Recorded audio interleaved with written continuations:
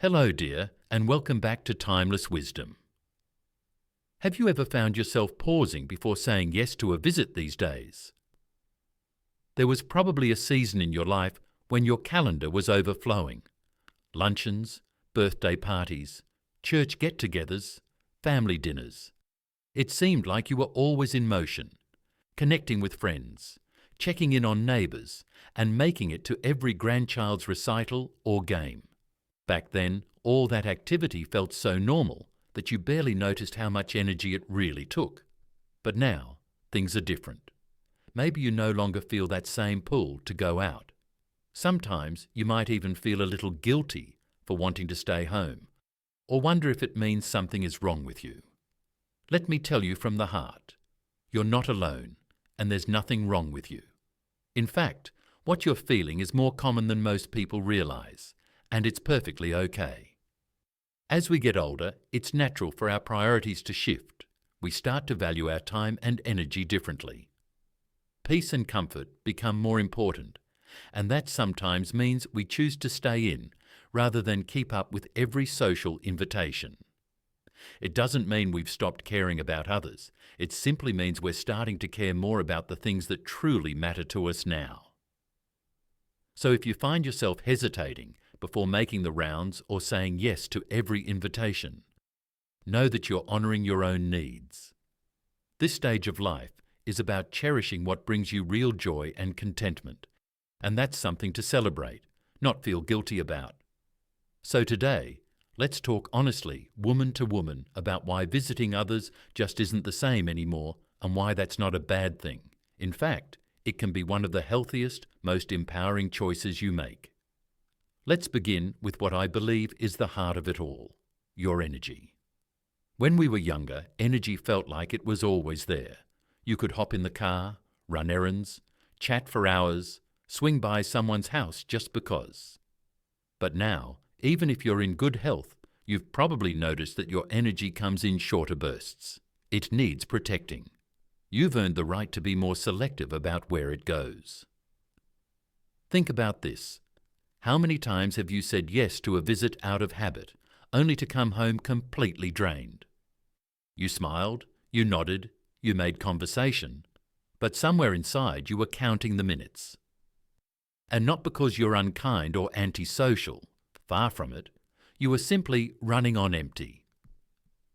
There comes a point where you realize, I want to spend my energy on the people and moments that truly matter, the ones that light me up, not wear me down. My friend John, who's in his late 70s, shared this with me not long ago. He used to feel guilty every time he turned down an invitation. He thought, if I don't go, they'll think I don't care. But over time, he noticed something. The people who truly cared about him didn't need to see him constantly to feel close. The friendships that mattered most didn't require constant upkeep.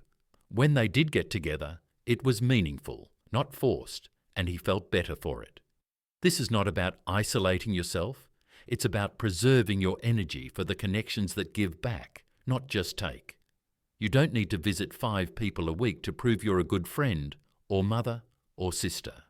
You don't need to drive across town for coffee with someone who doesn't uplift you. Your time is precious, and so is your peace.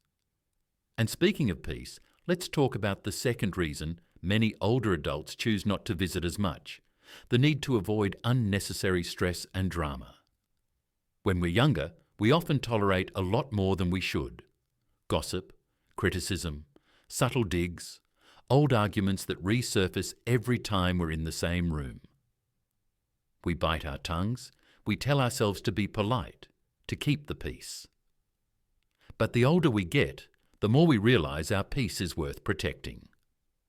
Susan, a dear friend of mine, used to visit certain family members every Sunday out of tradition. It was expected. But almost every time she left those visits feeling upset, criticized, or just plain exhausted. It wasn't one big blow-up, just constant tension, little jabs, the kind of negativity that clings to you long after the visit is over. One day, she asked herself, why am I doing this to myself? And she stopped, not out of anger, not to make a scene, but to choose peace. And that's a powerful thing. Avoiding certain people or gatherings doesn't mean you're weak or cold. It means you're wise. You've lived long enough to know that not every relationship deserves a front row seat in your life. And if someone only brings stress, judgment, or drama, well, you don't owe them your presence. Not anymore. You've given enough. There's something freeing that happens when you finally understand this. You stop measuring your worth by how much you give to others and start honouring how much you give to yourself.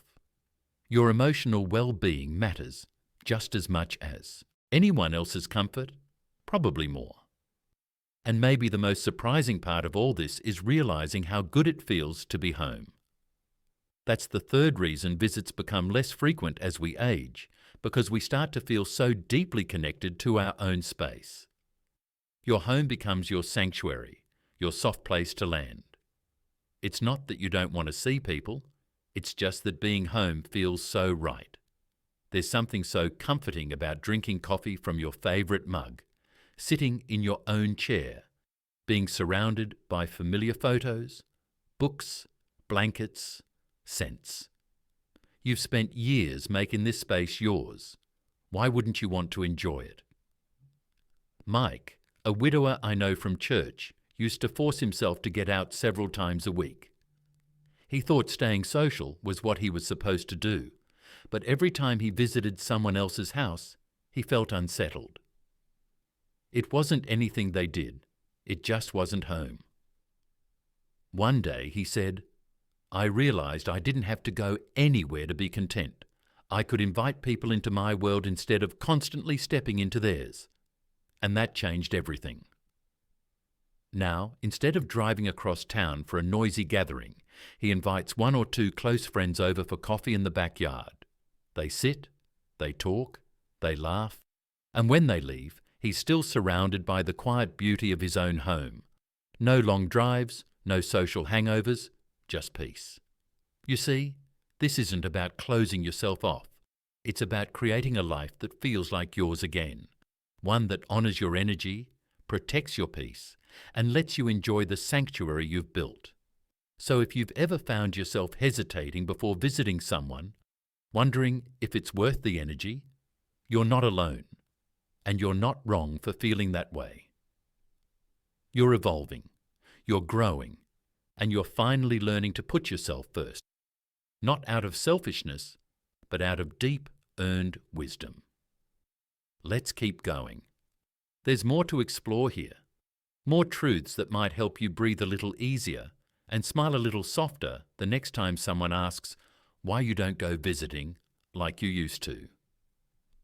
It's a beautiful thing, really, when you start listening to what your soul needs instead of what others expect. That's why the next shift we need to talk about is how your social circle evolves, not in size, but in depth. Because over time, you begin to realize something that may have taken years to fully understand. Not all relationships are meant to last forever, and that's okay. When you were younger, there may have been an invisible pressure to keep in touch with everyone. High school friends, old co-workers, distant cousins, neighbours from 3 moves ago. You called, visited, sent birthday cards, showed up. You didn't want to lose anyone or seem like you were drifting.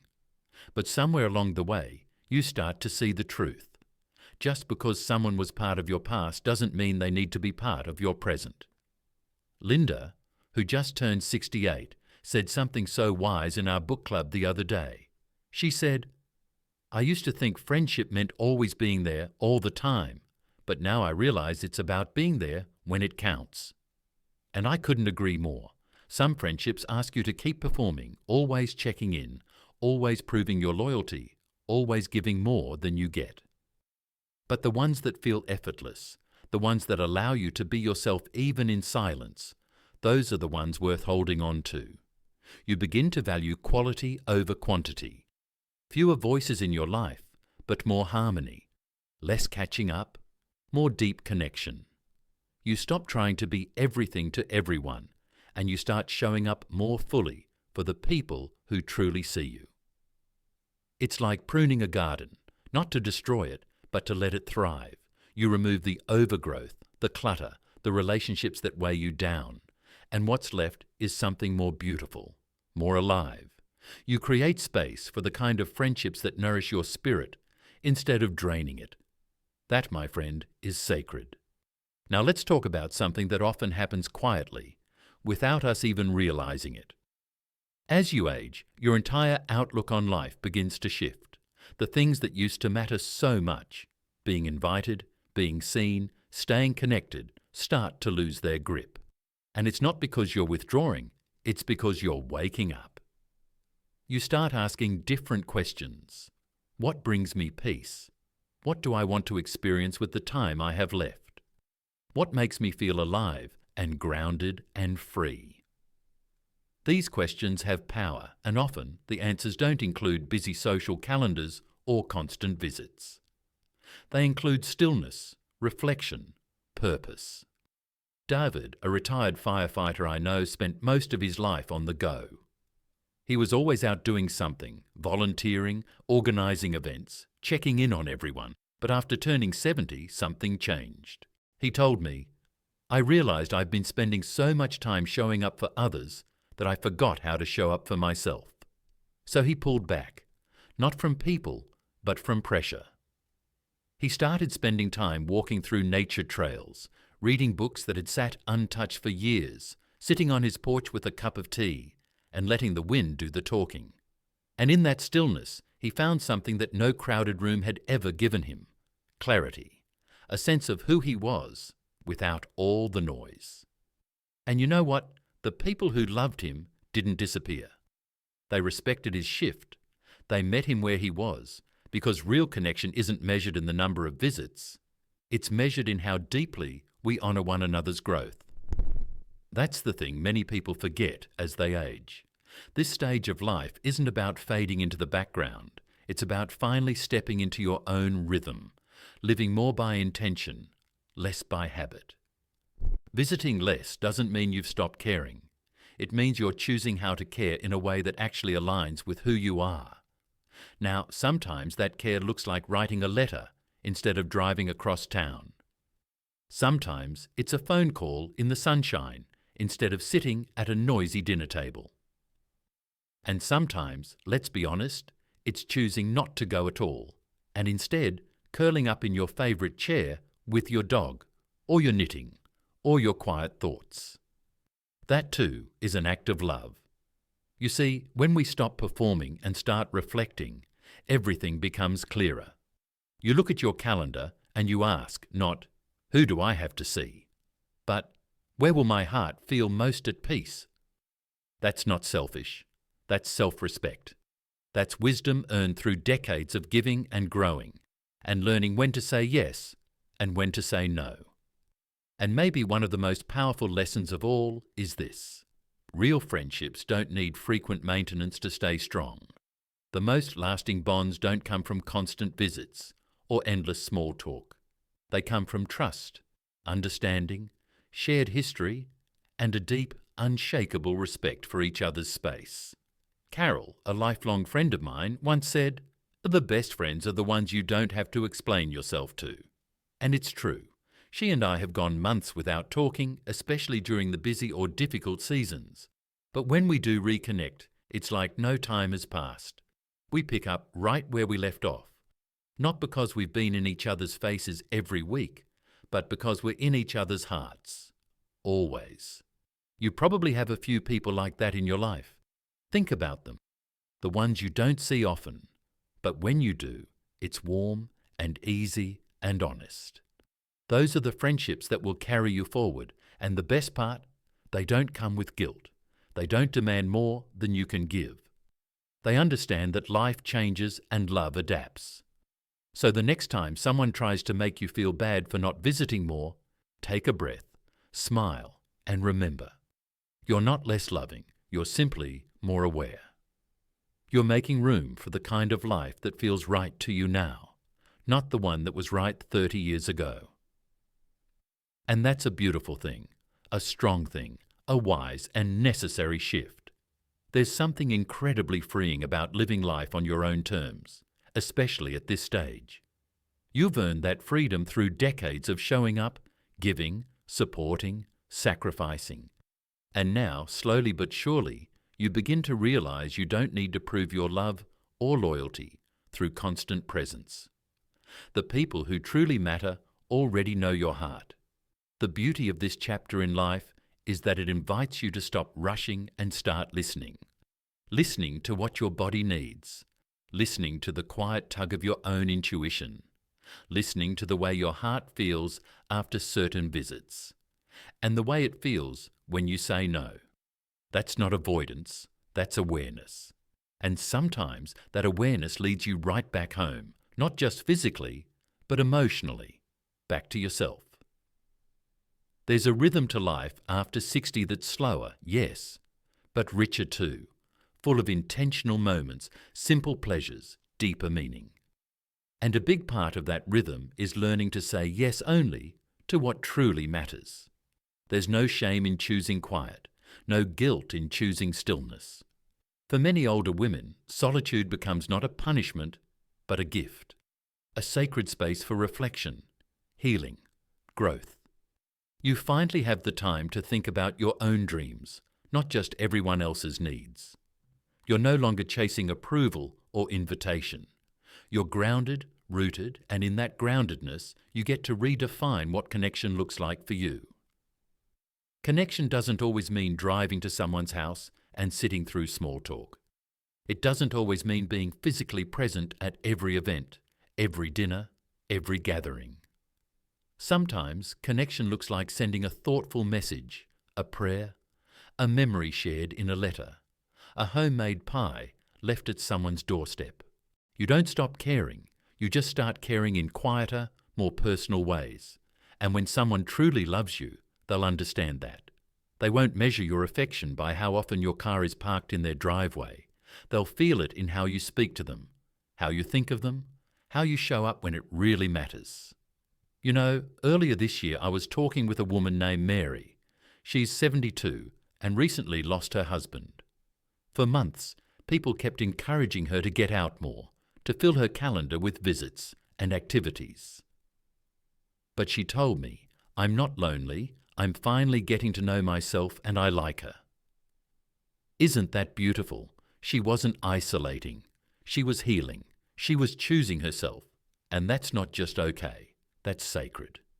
We often forget that aging is a sacred journey, not something to dread or run from, but something to honour. And part of that honouring means accepting that you're allowed to do things differently now. You're allowed to guide your time, protect your peace, and set new boundaries, even with people you love, especially with people you love. It doesn't mean you love them any less. It means you love yourself enough to know what's good for you. And here's something else you might need to hear.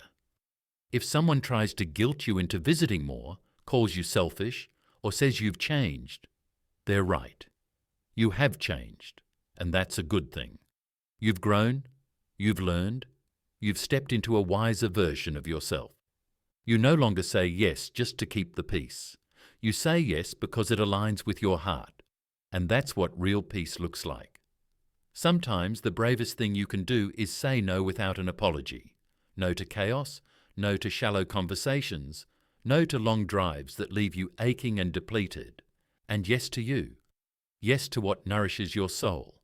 Yes to what brings you real joy. Yes to rest. The truth is, this isn't a story about pulling away. It's a story about returning. Returning to the things that truly matter. The relationships that fill you up, the moments that move you, the kind of peace that doesn't need to be explained to anyone. You're not visiting less because you don't care. You're visiting less because you finally understand what care really means. It means depth, honesty, mutual respect.